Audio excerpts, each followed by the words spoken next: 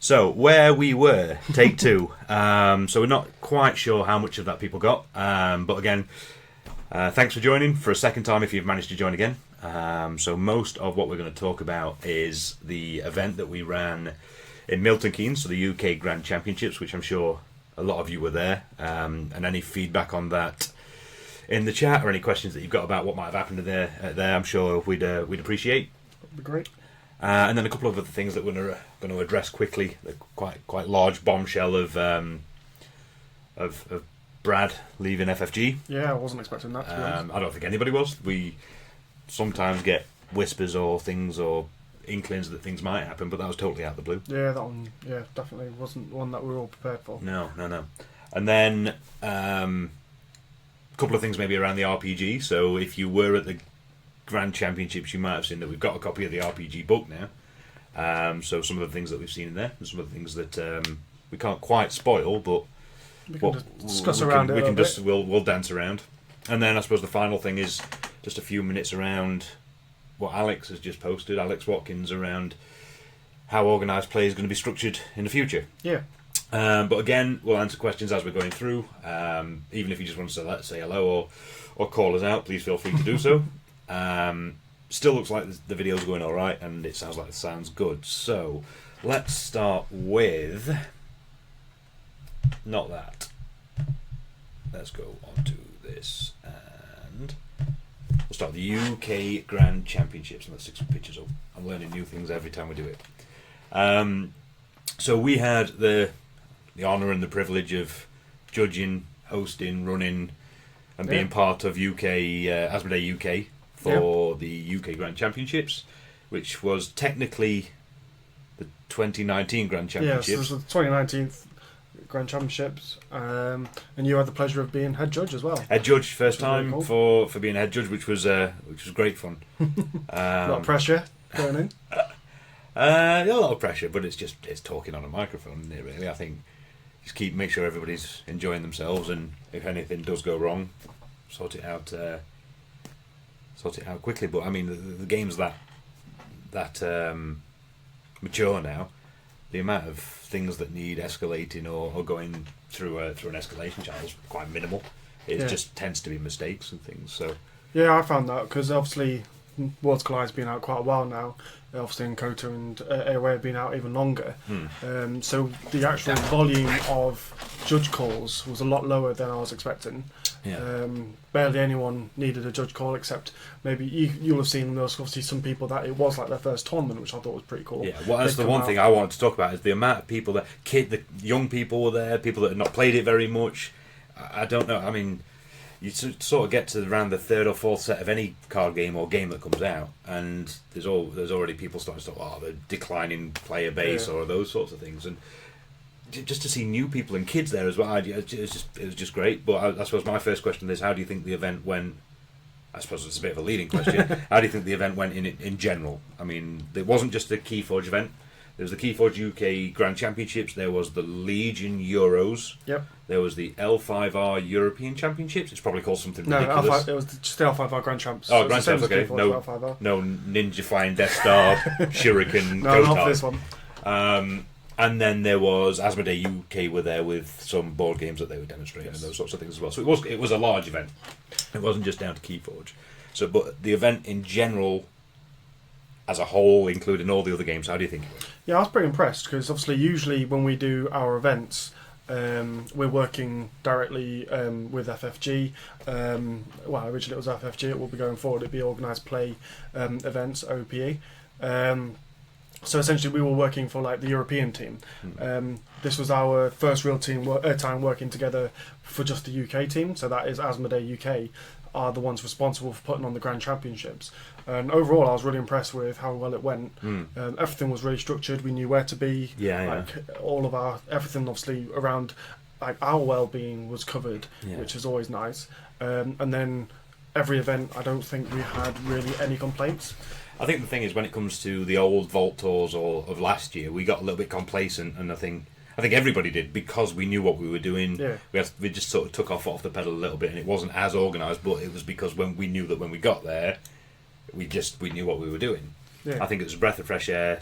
having someone to work again with Asmodee UK for the first time, because even though we know what we were doing and people told them we knew what we were doing, there was this belt and braces approach to make sure that we knew what we were doing. So we got a load of information beforehand. We had people on the floor making sure that everything was covered, and there was some hiccups. Day one, there was an issue. A bit of an issue with the internet, with the registration. Took a little longer than expected because there was an issue with the internet at the venue. Yeah, but I mean, we've seen it all before, you know. Everyone was really good in terms of they were all queuing up perfectly, and everyone was waiting their turn, and there was no real complaints about that. That was refreshing, really. So yeah, that's I'll echo everything you just said. The event itself, as a whole, including all the other games, just seemed to run smoothly. I mean, it's a credit to the guys in the UK. So zoning in on, because we didn't see much of Legion, we didn't see much of L5R because we were solely focused on Keyforge, and there was 4 of us judging Keyforge, which turned into 5, but the 4 of us that were judging it. So I had judged, you were floor leader, then there was Carl Shepherd, who is big in Keyforge. He's one of the OP directors for Boards and Swords in the City. Boards and Swords in the City. That's two total different different games. Boards in the City. Yeah. Boards and Swords is in Derby. Yeah. He's got a store down in Southampton. Down in Southampton. Phenomenal guy. One of the best guys you'll meet. One of the nicest judges you'll meet. And really knows his stuff. So it's great to have him involved. And Craig as well. Yeah, so Craig has come to many events in the UK, and again the support that Craig brought was great. You know, it's good having people that really know how to run an event as well. So constantly running around, making sure everything was running smoothly. So it's 158, I think, in the end, people, which is bigger than a lot of Vault Tours. You know, it's bigger than some European Vault Tours and a lot of American Vault Tours. I was going to say, it's bigger than most of the American events, which is pretty cool. Yeah, really cool to see a lot of the UK guys turn up, and it was a lot of the familiar faces as well, so a lot of the Steel City Snufflegater guys, a lot of the Witches, a lot of the Plague Rats. One thing that was really cool, though, there was a lot of people that came internationally. Yes, yeah. Including a huge amount of people that came from Spain. Yeah, a lot of Spaniards over. Brilliant, because they come to a lot of the events, and obviously one of the guys eventually ended up winning the event, which we'll talk about a bit more in a second. But they're great guys, you know, and they love it, and their level of, I mean, I'm not going to say much about my dual language abilities, but they go from no English to very, very good English, and them as a community just sort of help each other out. And the reaction of the end of the final sort of showed. Yeah, as soon as Alejandro won, that was it. It was like for anyone that was there, they'll know exactly what we were talking about. But there was a borderline riot. It was just brilliant to see everybody up and down. It was almost like a football match. Everybody up and down and jumping and cheering. It was a really good community. But you'll see. Actually, we didn't even notice or focused on any of the photos as they're going past. But these are just some of the photos that have been taken of the event. And there's one of Steve that looks really, really happy as he's judging the final table. Borderline asleep. I was proper concentrating. There was a Spanish deck against an English deck, so that's what might be lagging out the videos. I'm just thinking about that. The slideshow. It wasn't on before. It wasn't on. You're right. So yeah, we spoke about the event as a whole. We spoke about Keyforge, how it was run. Were there any issues that came up? Anything that we'd not seen? Well, in terms of rules questions? Before rules questions? I don't think there's many rules questions. I don't think I had anything really come up in terms of rules, which was quite interesting. Nothing that we hadn't already answered before. I had some ones that I was a bit surprised to hear, but then when you realise how many new people were there, I was like, oh, okay, yeah. Yeah, I definitely think I got the old Gang of Chieftain classic, if there's nothing to fight, can I read with it? I think my most common question was around which breaks first, ward or elusive. Yeah. And the way that we always answer that one is essentially you have to catch the creature before you can break its shield. So break its shield. So you catch it, so you break the elusive first, then you destroy its force field, so it's ward, then you get through to its armour, destroy its armour, and then you destroy the actual thing. It's just a poet. I mean, it made no sense, but it's just a poet. Catch it, destroy its shield, destroy its armour, kill it. Now it's dead. So yeah, I suppose the one thing that people have asked questions of, and it's come up a couple of times since, and we're probably I'm just going to spring it on you, but maybe we justify the decision of what happened in the final with the rollback. The rollback with the generosity. Okay, I mean, there's a couple of people that have defended us, and a couple of people that have said. Okay, yeah. So right this thing, one, obviously, I was the table judge for this. A lot of people were just calling... say we totally both agree with how we handled this. This is. Yeah, so what happened was Matt in the final had resolved a Martian Generosity, and he shuffled the Martian Generosity back into his deck, which is obviously not allowed. So he then drew it again, and then he tried to resolve it, and he drew 2 extra cards. So the Martian Generosity should have been sat in his discard pile, so therefore he shouldn't have been able to draw it again. A lot of people at that point were calling for a game loss. But to me, it was a reversible game state. So what happened was he had essentially drawn 2 extra cards by resolving the second Martian Generosity. So I made him reveal his hand. Alejandro chose the two cards out of there, which he chose 2 Dormonauts. Mm-hmm. They then got shuffled back into the deck. Technically, I should have then rolled it back even further and made him reveal his hand to his opponent, and his opponent should then remove 10 cards from the original Martian Generosity, and then the Martian Generosity will go into the discard pile, and they'll shuffle the library and draw a new set of 10 cards. Yeah. However, my issue with that was that if you are removing 12 cards from someone's hand, and they draw an extra 10 random cards, he isn't actually suffering much of a setback. There's no penalty. Yeah. There's no real penalty there, because when his deck is only like 15 cards, 20 cards anyway, the chances of him drawing them back are quite high. Sure. So therefore, I decided we'll stop it at that point. Now, technically, he had drawn the Martian Generosity as part of those 10 cards, so he should have drawn an extra card from that. But again, it was the penalty. It was the penalty. He lost out on that card because it was a mistake. I know it was a genuine mistake from him as well, which is why it wasn't escalated to a game loss, because previously in the game he had been clear to separate it, but I believe at the point when he was resolving it, I stopped him midway through to question something else, and that then distracted him, and it went into his deck. So we did, at the time of it happening, and again I'll reiterate the point that we both totally agreed with how that happened, but you've got to take a couple of other things into consideration. One was, it was to the end of 2 long days of Keyforge. Yeah. Not an excuse by any stretch on its own, not an excuse by any stretch of the imagination. But then couple that with it being the final of a premier event on stream. Matt, and I'm sure he wouldn't mind me saying this, was more nervous than what Alejandro was. I mean, it was a big thing for these guys. He had his entire team around him. It was a mistake. Now, should that be a mistake that would have cost him the Grand Championship? In our view, categorically no. We don't want to hand out game losses when there is an element of it being able to be reversed, and the player making the mistake is at some sort of penalty or detriment. Yeah. Which with this, both happened. So then the biggest thing I would say as well is both players were happy with my resolution, and that is the important thing. Yeah. So Alejandro was happy; he didn't feel like he was behind. He got to discard shuffle back away 2 Drummond, which was obviously lucky for him. And Matt full on accepted the fact he'd made a mistake, and he knew he had to get punished for that. I think sometimes there's too many people that call out too quickly. Yeah. Well, you know what? I'll say it. There's too many people that call out quickly judges for decisions that get made. Call a judge out if they make the wrong decision, they miss something, fine. If there's a genuine mistake, when there's a conscious decision that's been made to within a game that can be justified, you know what? You can't jump out that quickly. You can't jump down somebody's throat that quickly. I mean, you can, but if there's a justification behind it, I don't think there's any leg to stand on. If anybody wants to challenge the question in there, or if they've got questions about it in the chat, again, please feel free. And I'll fight you. It's not much of a fight.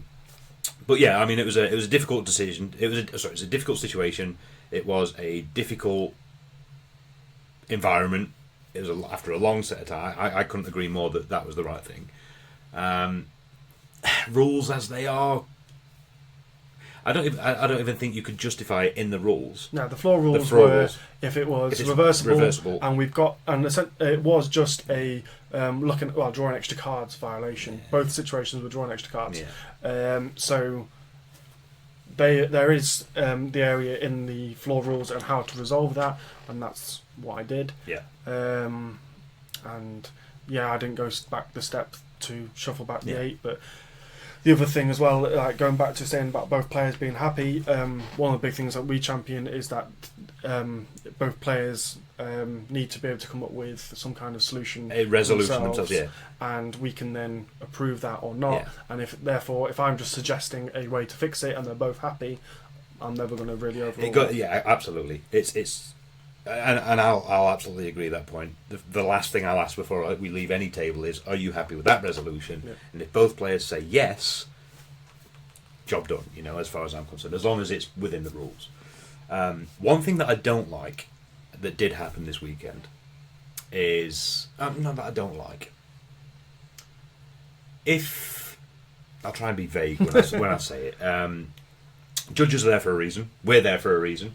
Whether it be a floor leader, a head judge, a scorekeeper, we're all there for a reason. And the only reason that a judge is there is if you don't know something, if something goes wrong, or you need a mediator. Now, everybody does the second two. If something goes wrong or you need a mediator, everybody will call the judge. This is probably my plea. If either you think somebody's told you something about a card or about a play, or something, or a card that does something, and you're not 100% sure that that's how it works, call a judge for that. That's exactly what we're there for. It happened. It happened in day one. Yep. The player then found out that a player told him a card worked a certain way. Didn't work that way at all. Found out in day two and wasn't necessarily happy about it. I think it was handled quite well by Asmodee UK. Yeah. I do think that there's an element of responsibility that has to be taken by the player. Yeah. If you don't know, you need to know how the rules work. Absolutely. You need to know how your cards work, especially like if you're in. So it was in the later rounds of the first day. Mm-hmm. If you're reaching that point and you are at any point not sure on how something should work, then call a judge, and absolutely. One of us will come over and we'll answer it. And if we don't know, we'll ask someone else. Yeah. But chances are we will know. The likelihood is, and especially in this one particular circumstance, if the question is this how this card works? Yeah, we will know. Yeah. I mean, that's our job to know what that card does. The time when we need to speak to each other is when how does that card interact with another card? Is usually the way Jargoggle does this, and what when it is, and this, and this, and there's an Archimedes next to it. You know what? I want to get a second opinion. If somebody says, "How does a speed sigil work?" Well, we know how a speed sigil works. It works for both creatures. It works for both. It works for both players for their first creature. Yep. So please, again, just call a judge. Just do it. It totally make us earn our keep. Exactly, and it gets rid of any of these ambiguities in this situation. A couple of things that people have asked about. So, international people watching UK players play at a Premier level event. I didn't realise, but it turns out we play quickly. Yeah. We are... I don't know why we do it, but we play... 35 minutes is a lifetime for us. Yeah. And we play quickly, and some of the international people watching the stream couldn't believe how quickly some of the games were being played. Yeah. And probably also, I do agree, at some points, the guys on Archon's Corner were actually really good at spotting this. And again, while I mentioned Archon's Corner, if and when they see this, the commentary was spectacular. Absolutely spectacular. To a point where you'll see one of the photos actually coming up now. On the final, Steve was head judge. Steve was table judging. I was sat behind the laptop watching it, making sure that I could see the cards, just to back Steve up. And then we were listening to what the Archon's Corner guys were talking about as well at the same time. Obviously, we're not interacting with those when it comes to rules, but listening how they're interpreting things was really good. So spot on, and we can't wait to have them back on again. But what was I saying? Yes, shortcuts. They refer to it as shortcuts. Yeah. So people sat on stream, and instead of doing everything and taking it back and doing this, that, and the other, somebody, for example, was using Osmosh and Generosity. Get all your key abduction. Key abduction. Get all your Mars creatures back. Forge a key. Put your Mars creatures back out. Yeah, no, it wasn't. That, it wasn't. There that. was a situation like that, but it was big. That was more. Matt had the full 16 cards in hand, so he knew he was forging for 0. Yeah, so he just left them there and said, "I'd play them back out." I actually had pointed out to him, I said, "You need to bring them back to your hand because obviously the Dominator needs to come back in stunned." Yeah. But because there was no table microphone on their stream, they hadn't realised that it had actually been set. Yeah. So that's a good point. It wasn't really a shortcut. It was a case of me just saying this is how it needs to work. Yeah. And then they changed it around. So there's two arguments at that point. One is yes, when we're speaking to them and when they're fully explaining to their opponent, this is what's happened. I mean, if that's what's happened, fine, that's what's happened. Yeah. Our main thing, and you pointed this out, is when people play on stream, the first thing we say is don't let it affect how you play. Yeah. Play normally. Obviously, be clear. Play within the rules. Tell your opponent. Be very clear what you're doing. But we don't want people to change how they play. We'd rather people say they don't want to play on stream. Yeah. Because the worst feeling in the world would somebody come up to us afterwards and says, "I lost because you put me under pressure putting on stream." Fuck that. Yeah. That's not what we want to be a part of. And I will actively ask people, please don't do that. Please just tell us you don't want to go on stream. But at the same time, there's a responsibility of clarity that a player... There's no responsibility for the player to be clear to the stream, but they've got a responsibility to their opponent. And at every single point, I feel like they were clear. Yeah, so there's one thing that was raised was about players putting in creatures ready instead of exhausted. You see that? See, that is a big point that frustrates me. I will always normally step in and say, can you make sure that's exhausted, because it can get people confused as to which creature's been used or not, especially if they've already got active creatures of that house ready and they're then playing other creatures. Now, it will also depend on the situation. So if I can see that the players are nervous or if they are uncomfortable being on stream, the last thing I want to do is stop them mid-stride and say, you need to do that. Especially if they've taken a long time to make a decision as to how they're going to play the turn out. Yeah. If I midway through just go, that needs to come in exhausted, this needs to come in exhausted, this needs to come in exhausted. It's got to be a light touch. And if I ever make a player make a mistake, I'm going to feel guilty. So it's always a judgment call to me, and usually 99% of the time I will tell people, can you do that? Bring them in exhausted. I agree. It probably winds me up more than it does you. Even a half exhaust. Just bring it in as a half exhaust so we know what has been used and what hasn't been used. But most of the time, if I'm sat there, if I stream judge, I always do a little brief at the start that says, be very clear in what you're doing. Yeah. Does that mean that you have to bring everything in exhausted if you're playing a turnout? You should, but if you're explaining to your opponent, this is what I'm doing, I'm happy with that. So there's a little bit of difference there, I think, between international communities. I'm going to take away that we do play quickly. I didn't even realise that was a thing. Yeah. After speaking to some people in the States, they go to time a lot more than we do. I don't know why. Maybe we're just impatient. I think we also play a bit differently. The way I watch players play is that they take a while choosing their house at the start because they are planning out their whole turn. Yeah. And they'll sit there and they'll go and they'll work out, okay, I need to do that, and that. Okay, maybe this way is better, or is that way better? No, okay, right, I'm doing this. They then play everything out really quickly. Whereas when I've watched international streams, mainly in America, they tend to think every play through. But they know, right, this is the first card I'm going to play, and they settle on that, so they play that. Then they think about the second one, and then they play about the third. So they are thinking all the way throughout the turn, and I think that's a weird way of playing. I much prefer the way I've seen, obviously, UK players and a lot of European players play. Yeah, I'd quite happily sit there for 30 seconds and then play all cards in one go. That's the way I play. Yeah. I think there's one deck that I had where I had to sit there for about 3 minutes and then play all the cards in one go, but I mean that was a hard deck to play, but. No, I tend to play quickly. My whole thing is my attention span's so short. I lose in 5 minutes or win in 3. That's it. If it goes over 5 minutes, you've got me. You've got me. I'm done. But yeah, that was an interesting piece. But other than that, I mean, we've been talking about UK Games Expo for some time now, but Games Expo, Grand Championships for some time.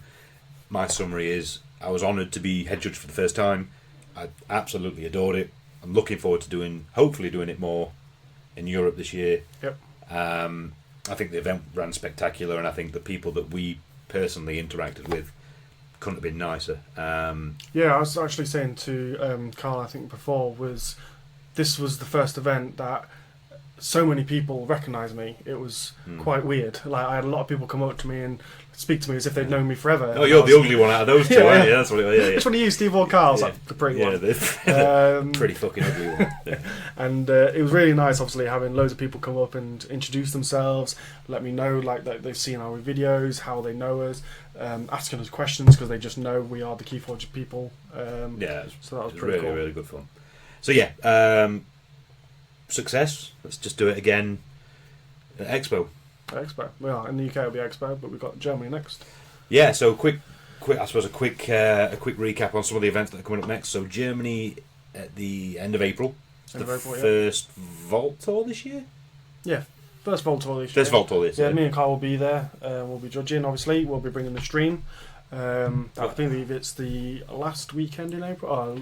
So the 24th of April. 24th of April is Germany. Yep.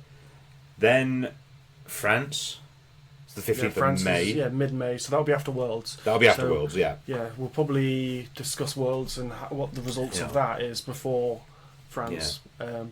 Provided we have time. We've got a very busy May, don't we? So, yeah, May's ridiculous. I think people just try to ram stuff in May. So, as we understand it, and some of these might still be... I'm not going to talk about any of the ones that definitely aren't happening yet. Yeah, not that third one. Not the third. Mention that one. Yeah, we'll not mention the third one. So, definitely Germany, definitely France. Then we go to the UK at the Expo on the 29th of May. Yeah. Both be there. You're playing. Yeah, I've already told everyone I'm losing. Winning. I'm winning. You're playing and losing. So don't worry about that one. I've already got that one in the bag. And I'm just going to make sure you lose everything. But there you go.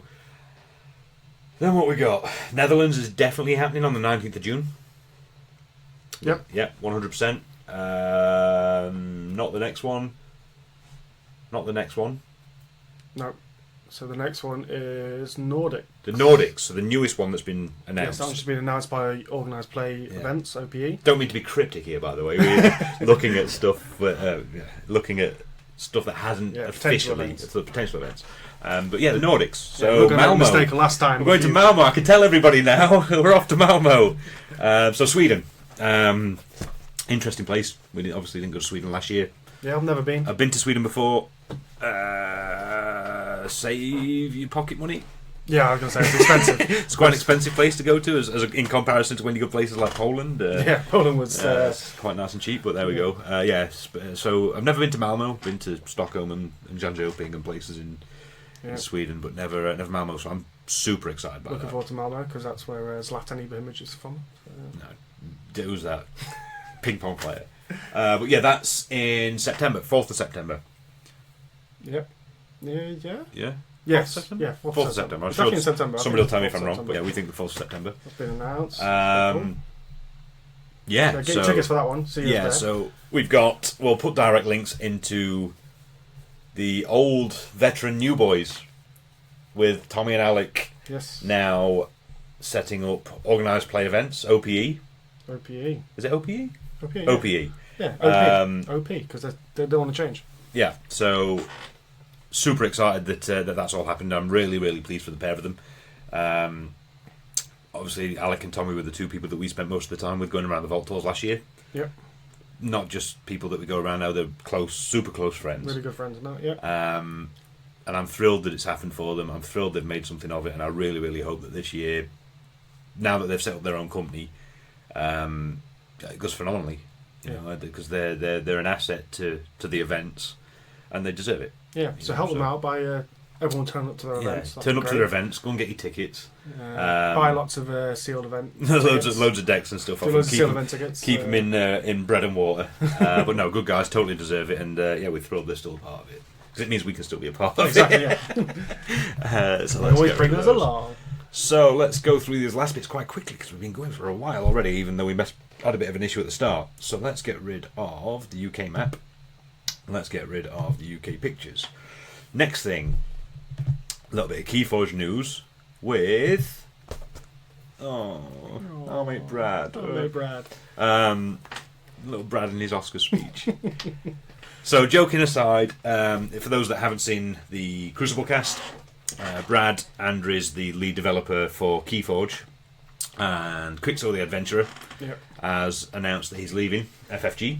He hasn't announced what he's going to be doing yet, as of yet, I don't think. No, it just says he's going to. Something exciting to come in. Yeah, it says he's going to his next big step or something along those lines. I mean, we can all hazard a guess on what that might be.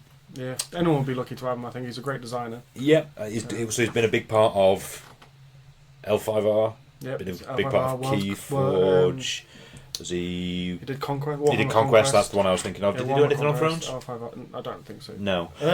He did actually have some input in Thrones. He did, yeah. So obviously, I mean, some people have thrown the baby out of the bathwater. Some people have said that it's the end of Keyforge, and it's certainly not. You know, the misperception is that it's one guy that creates the entire cards and the entire skill set. Brad said by his own volition on the Oscars acceptance speech that there's a phenomenal team behind it, and FFG have put far too much time, effort, money into Keyforge for one person leaving to affect the game. So why it's a big shock that Brad's off. I mean, the game carries on. Yeah, I mean, like, the way to look at it is Richard Garfield left Magic 20 years ago. Yeah. Did that die? No, I mean, it should do. Maybe it should die. Sorry. No, fuck it. Let's kill it off. Kill Magic off. Keyforge, new Magic. That's brave. I'm going to get the nerds after me after that one, aren't I? But no, it's going to carry on. Sad to see him go. But... Oh, I put the wrong... Oh, we're way behind. But the guy that is not taking over, but taking over on the Crucible cast, Danny Schaefer, I think he said his name was. The picture will come up in a second. Seemed sharp, you know. He seemed. Yeah, so I think he showed up on the live stream during the. He did, he played Brad. The release of Mass Mutation. Yeah. At that point, I think we kind of maybe they knew then that he was obviously going to be taken over. Obviously, it can't be a quick thing just turning around into having someone else take over. But he answered all the rules questions. So Brad asked him, and he answered all the rules questions. I mean, he's a designer and a developer of the game, so he knows. Yeah. It seemed to come across really good. He'd worked on Thrones, so he's got his credentials.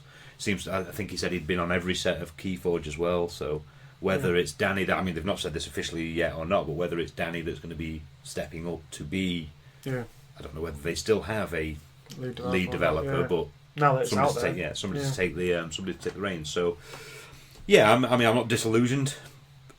Yes, I mean, Brad didn't create the game, but Brad picked up what Richard Garfield did. Sad to see him go. Not the end of the world is probably as far as I'm going to say. Yeah, I mean, and as well, I had the pleasure of meeting him at Euros the year before, so 2 years ago. A really nice guy, really friendly guy. I actually remember talking to him at one point, and then all of a sudden he got a message through on his phone, and he turned into like a little giggling schoolgirl. Ran off and took this phone call, and then Alex Watkins was there as well, and he was just like, oh my god, it's him, and it turns out it was Richard Garfield. He was getting all excited about the fact that he obviously got to work with Richard Garfield, so it's been nice that he's obviously been able to do that for the last couple of years, and I guess whatever he's going on to now is going to be his next exciting thing. Yeah, so best of luck to him, but onwards and upwards. Maybe onwards and I hope upwards. I assume it's upwards. If you're going to leave FFG, you're probably doing it because you want somewhere better to go to. I suppose then while we're talking about this as well, let's talk about Alex's news. So Alex, as of about 20 minutes before we started streaming, Alex Watkins posted up that there's going to be a change to who's managing and running and the structure of organised play for FFG. Yeah, so at the minute, obviously, everything is just Alex. It's just Alex. Everybody Alex does everything, and then everyone feeds into Alex. It looks like they're now splitting it into miniatures and card games, which I just think is a positive step, because one of my biggest things that I found with FFG is they have too many pies. It's too much is going on at once. They're having to manage the different lines for all these different games, whereas now at least they're going to have just a focal point for just card games. So I believe it is Josh Massey. Josh Massey, yeah. Josh Massey is going to be good friend of yours, yeah. I've met him once. I bought him a beer. Josh, yeah, super nice guy. Is as nice as he comes across on the Crucible casts. I mean, he's a good egg and knows his onions. So for Josh to be picking up the card games, so I think they're just splitting it into two, aren't they? Card games and miniatures. Card games and miniatures, yeah. So card games will be L5R, Keyforge, Marvel Champions, all Thrones, those games. Yeah. Destiny. Ooh. Oh, is that a card game? Is it a game? Is it a game? Good joke. Yeah. But yeah, and then it's going to be miniatures lines, so X-Wing, Legion, Armada. Imperial Assault's gone, but that's not. Yeah. And that's going to be Alex and Matt. Yes. Matt Holland. Yeah, so that then leads on to, obviously, there's going to be a new like social media guru like Matt Holland, so that's Tess. Yeah, sure. So looking forward to obviously it all seems how she does. I think this is obviously what's come out of the restructure, isn't it? What they've done is they've slimmed everything down, and then looked at how to make what they've got left as effective and efficient as possible, which any business that goes through a restructure like that, it's always going to come out of it. So yeah, I think it's all good news. Yeah, and as well, having another person as well as a contact on Facebook is really good, because obviously Matt was having to juggle a lot. He was dealing with a lot of heat from different communities. Yeah, sure. Going from mostly fighting with the Destiny lot, fighting with the L5R lot, fighting with the Keyforge lot. It's a lot going on. Yeah. At least now we're going to have someone else coming in. Matt can deal with all the issues or any promotions for the miniature side. Yeah, it's great. And this test person can deal with the other side. Yeah, sure.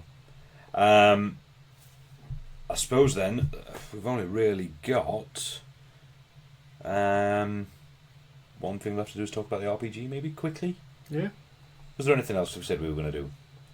I think we've now started to play. No, we've done all that stuff. So we now. I'm gonna.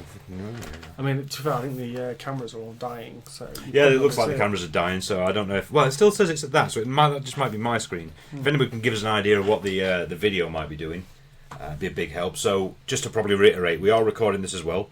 So as soon as this gets finished, we'll put it up on YouTube for people to rewatch if they want to watch anything with video. Yep, seeing our faces worth it anyway. And that doesn't record through the internet. That records straight from OBS. So that'll be a smoother video.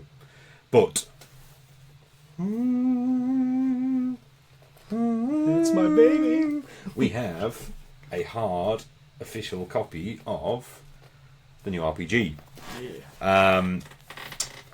But we can't really say too much about it because we got a copy of the new RPG, and there's some quite large spoilers. Well, yeah, lots of spoilers. Not spoilers, but there's some new houses. There's some new houses in the RPG. Now, we have spoke to FFG, or representatives of FFG, who have said, no, do what you want, show it. But we don't really think, at this point, it might be in the best interest to do that. Yeah, I mean, it'd be easy, obviously, just to say this is what we've read. Yeah. But that's not how RPG should work. No. Right? You need to experience that and learn about it yourself, I think. Obviously, it's got loads of really cool information in there, other than just new houses. Anyway. Oh yeah, it's a podcast now. Apparently, yeah, the video's totally died. Yeah, great, no problem. We will.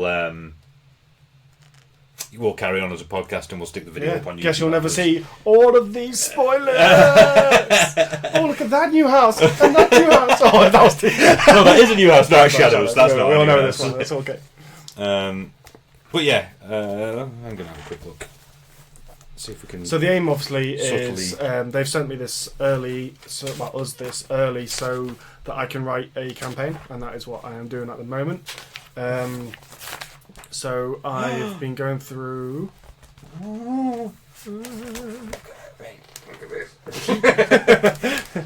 So I'm going through and writing a campaign, and myself and Carl and hopefully some other people are going to play through it. Within that campaign, they'll obviously be using all the different resources in here, including maybe some of the new houses. Yeah. I think by the time it goes up, there'll be more information on those houses anyway. The houses that are in this book, I have been told, it doesn't just because they're in this book doesn't mean that they're going to be the next two houses in the next set. Yeah. Or in any set that's coming forward soon. It could just be that it's way down the line.